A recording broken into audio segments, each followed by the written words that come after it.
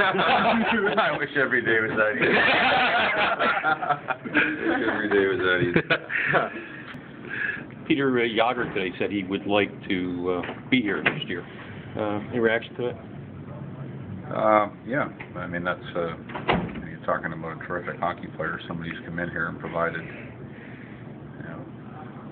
terrific leadership and work ethic. I really enjoyed having him here, and the way he's played the game, I think, speaks for itself. But anytime a player says that, I'm happy to hear it. And he also says that he's willing to come back on a one-year contract, willing to come back where he doesn't necessarily want the biggest money, which is something that could help the organization maybe get another player. Is that nice hearing that about a veteran guy who's going to be a Hall of Famer?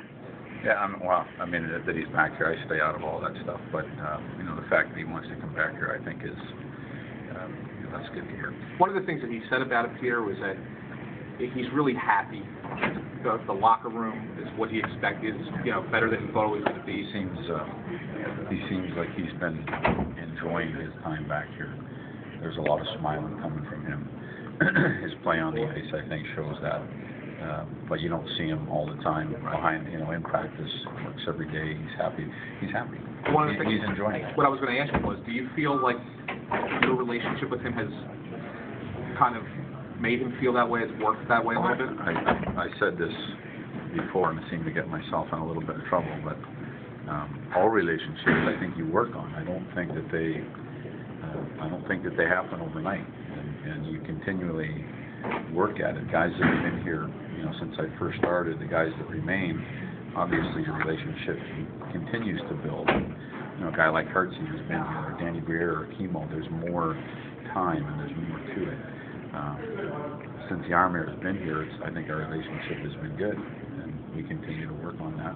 He also talked about how, with you specifically, when they struggled a little bit, that you said, okay, guys, you might need to be stepping up a little bit, but there's been absolutely no panic, and he thought that was a great thing coming from a coach, that there's no talk of tearing apart the first line because of a few games. I think we try to, I think as a staff, we try to hang on to things, and before we make moves, we try not to have any knee-jerk reactions to something. His line, I think his line has been terrific for the majority of the year. And through the course of the season, a player or a line or a power play or a team, I think you get into a funk once in a while, and it's your job to, I think it's the job of the coaching staff to help players get out of the funk. And I don't necessarily know that changing things that have been working so well is always the answer.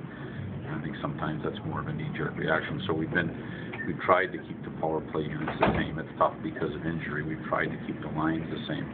We find ourselves in a good position in the course of the regular season here in the standings. We hope to get better, but we find ourselves in a good spot. And we do have what we think is chemistry with certain lines and certain players. And sometimes you just need to let things settle in and work themselves out. The fact that he's going to be 40 in less than a month, and he's still as good a player as he is that maybe the most amazing thing that you don't realize? He says he doesn't feel like he's 40 because of the young guys in the room, but you know how hard it is to be a good player, especially as you get older. Yeah, you really wouldn't know it. I mean, the way he trains and the way he practices, his attitude. I think sometimes age is what you want, what you make it to be. And he doesn't lean on that.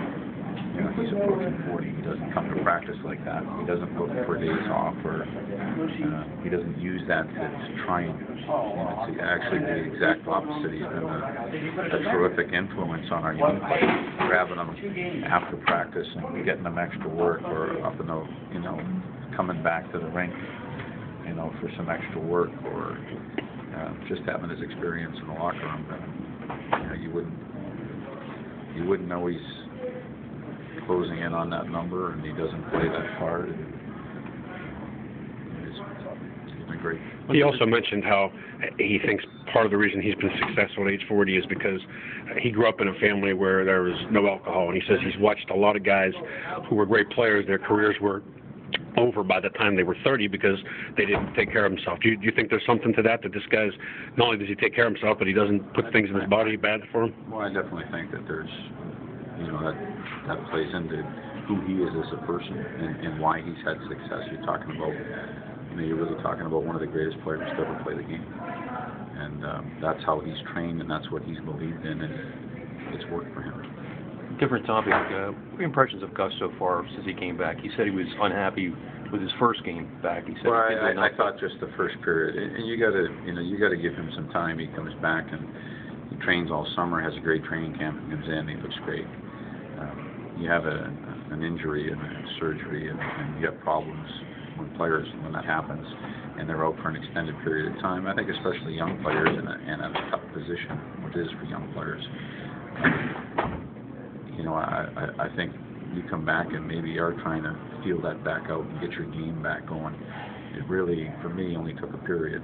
The first period, I thought, you could, but after that, he seemed to gain confidence in the second and the third. Last game, I thought he was real big with the puck, like his head was up. He made a couple of quick steps or a couple of quick moves, and he made a good outlet pass. He looked strong last game.